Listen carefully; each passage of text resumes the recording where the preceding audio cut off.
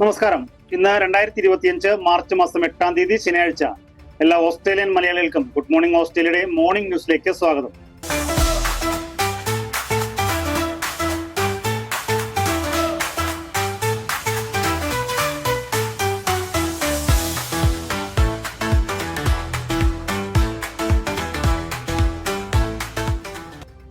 Alfred ചുഴലിക്കാറ്റ് Brisbane തീരം തൊട്ടു.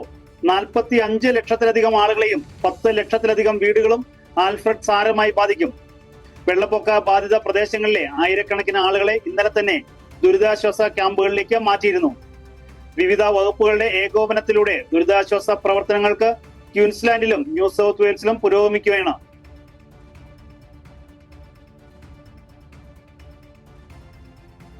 ആൽഫ്രഡ് ചുഴലിക്കാറ്റ് തീരത്തടുത്തതിനാൽ തെക്ക് കിഴക്കൻ ക്യൂൻസ്ലാൻഡിൽ 46,000-ലധികം ആളുകൾക്കും വടക്കൻ ന്യൂ സൗത്ത് വെയിൽസിൽ 35,000-ൽ പരം പേർക്കും വൈദ്യുതി മുടങ്ങി.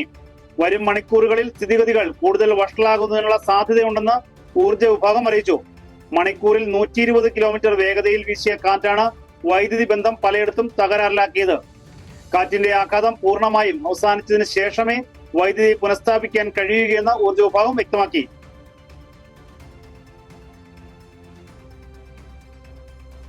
തെക്ക് കിഴക്കൻ ക്യൂൻസ്ലാൻഡിലും വടക്കൻ NSWയിലും ചുഴലിക്കാറ്റ് നാശം വിതയ്ക്കുമ്പോൾ ഫെഡറൽ തെരഞ്ഞെടുപ്പുമായി ബന്ധപ്പെട്ട കൃത്യമായ തീയതികൾ പ്രഖ്യാപിക്കുന്ന തീരുമാനം പ്രധാനമന്ത്രി ആന്റണി ആൽബനീസ് നീട്ടിവെച്ചു. അടുത്ത 3 മാസത്തിനുള്ളിൽ ഓസ്ട്രേലിയക്കാർ അടുത്ത ഫെഡറൽ തെരഞ്ഞെടുപ്പിനെ നേരിടും. എന്നിരുന്നാലും അത് എപ്പോൾ നടക്കുമെന്ന് കൃത്യമായി നിശ്ചയിച്ചിട്ടില്ല എന്ന് അദ്ദേഹം അറിയിച്ചു. ഏപ്രിൽ മാസത്തിൽ തെരഞ്ഞെടുപ്പ് നടപ്പാക്കാനുള്ള നടപടികളുമായി സർക്കാർ മുന്നോട്ട് പോയിരുന്നു. എന്നാൽ നിലവിൽ ആൽഫ്രഡ് ചുഴലിക്കാറ്റ് സർക്കാരിനെ സംബന്ധിച്ചിടത്തോളം കാര്യങ്ങൾ ആശങ്കയിലാക്കിയിട്ടുണ്ട്.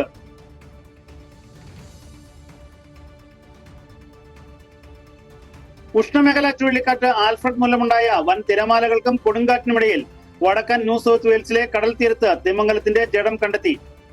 പോർട്സ്വില്ലയിലെ ക്രീക്ക് മൗത്തിന്റെ തെക്ക് ഭാഗത്ത് ചത്ത തിമിംഗലത്തിന്റെ അവശിഷ്ടങ്ങൾ കണ്ടെത്തുകയായിരുന്നു. നഗരത്തിലെ കമ്മ്യൂണിറ്റി ഫേസ്ബുക്ക് പേജിൽ പരിസരവാസികൾ ദൃശ്യങ്ങൾ പോസ്റ്റ് ചെയ്തിരുന്നു. തീരപ്രദേശത്തായി കനത്ത തിരമാലകൾ ആഞ്ഞടിക്കുന്നത് ഭീഷണി ഉയർത്തുന്നുണ്ട്.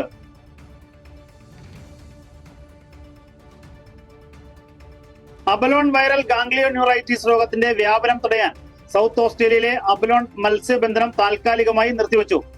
സൗത്ത് ഓസ്ട്രേലിയയിലെ പ്രൈമറി ഇൻഡസ്ട്രീസ് ആൻഡ് റീജിയൻസ് വകുപ്പിന്റെ നേതൃത്വത്തിലാണ് വ്യാപനം തടയൽ നടപ്പിലാക്കുന്നത്. ഏകദേശം $4 ദശലക്ഷം മൂല്യമുള്ള വ്യവസായത്തെ നിരോധനം ഭാഗികമായി ബാധിക്കും. അബലോൺ വൈറൽ ഗാംഗ്ലിയോന്യൂറൈറ്റിസ് ആദ്യമായി ഈ മേഖലയിൽ കഴിഞ്ഞ വർഷം ഫെബ്രുവരിയിലും കണ്ടെത്തിയിരുന്നു. അതേസമയം നിലവിൽ നടപ്പിലാക്കിയ നിയന്ത്രണങ്ങൾ രോഗത്തിന്റെ വ്യാപനം തടയാൻ പര്യാപ്തമല്ലെന്നുള്ള അഭിപ്രായവുമുണ്ട്.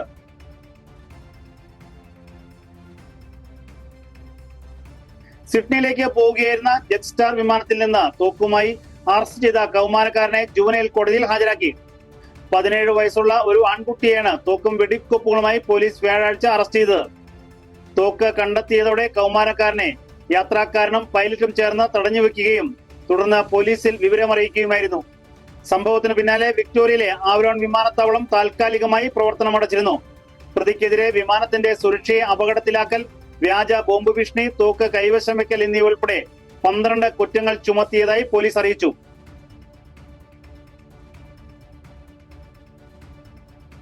സിഡ്നി ബീച്ചിൽ സ്രാവിന്റെ ആക്രമണത്തിൽ യുവതിക്ക് ഗുരുതര പരിക്ക്.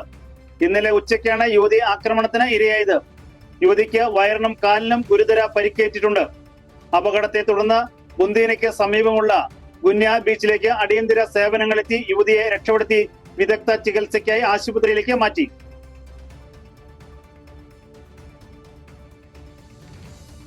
ന്യൂ സൗത്ത് വെയിൽസിലെ ബെങ്കൻഡോർ നഗരത്തിലെ മാൽബോൺ സ്ട്രീറ്റിലെ ഒരു സ്ഥാപനത്തിൽ വലിയ രീതിയിലുള്ള മോഷണം നടന്നു.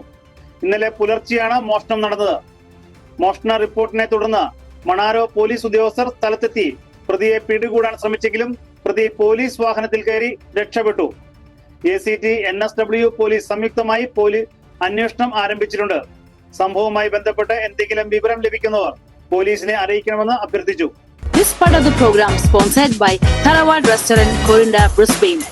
കൊതിയൂറും നല്ല നാടൻ ഭക്ഷണങ്ങളും മറ്റ് ഒതന്റിക് സൗത്ത് ഇന്ത്യൻ വിഭവങ്ങളും ഒരുക്കുന്ന ബ്രിസ്ബെയിനിലെ ഏറ്റവും മികച്ച റെസ്റ്റോറന്റ് തറവാട് റെസ്റ്റോറന്റ്. ചോദ്യപേപ്പർ ചോർച്ചയിൽ കൂടുതൽ വിവരങ്ങൾ പുറത്തുവന്നു. 10ാം ക്ലാസ്സിലെ ഇംഗ്ലീഷ് +1 ക്ലാസ്സുകളിലെ കണക്ക് എന്നീ വിഷയങ്ങൾക്ക് പുറമെ 2024-25 10ാം ക്ലാസ് അർദ്ധവാർഷിക പരീക്ഷയുടെ ഇംഗ്ലീഷ് സോഷ്യൽ സയൻസ് പേപ്പറുകളും ചോർന്നുവെന്ന് പോലീസ് കണ്ടെത്തി. വിഷയത്തിൽ സാക്ഷികൾ ഇക്കാര്യം മൊഴിയായി നൽകിയിട്ടുണ്ട്.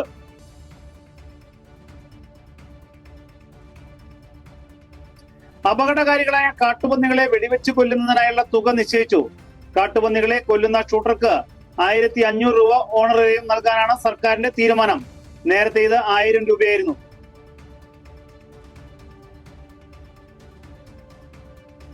സോഷ്യൽ മീഡിയയിൽ ഫാൻസിനെ കൂട്ടൽ മാത്രമാകരുത് നേതാക്കളുടെ ലക്ഷ്യമെന്ന് CPIM പ്രവർത്തന റിപ്പോർട്ടിൽ പരാമർശം. സ്റ്റേറ്റ് കമ്മിറ്റിയിലെ യുവനിര കൂടുതൽ സജീവമാകണമെന്നാണ് നിർദ്ദേശം. സോഷ്യൽ മീഡിയയിൽ ആക്റ്റീവാകുന്ന സംസ്ഥാന നേതാക്കളെ കൊണ്ട് പാർട്ടിക്ക് എന്ത് ഗുണമെന്ന് കൂടി ചിന്തിക്കണമെന്നും പ്രവർത്തന റിപ്പോർട്ടിൽ പറയുന്നു.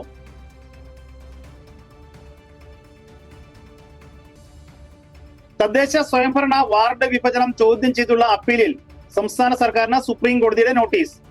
മുസ്ലിം ലീഗ് ജനപ്രതിനിധികൾ നൽകിയ അപ്പീലിൽ സംസ്ഥാന സർക്കാർ 2 ആഴ്ചയ്ക്കകം മറുപടി നൽകണം.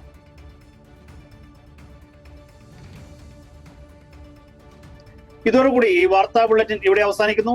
എല്ലാ പ്രേക്ഷകർക്കും നല്ലൊരു ദിനം ആശംസിക്കുന്നു. ഇനി കൂടുതൽ വാർത്തകളുമായി നാളെ കണ്ടുമുട്ടാം. എല്ലാവർക്കും നന്ദി, നമസ്കാരം.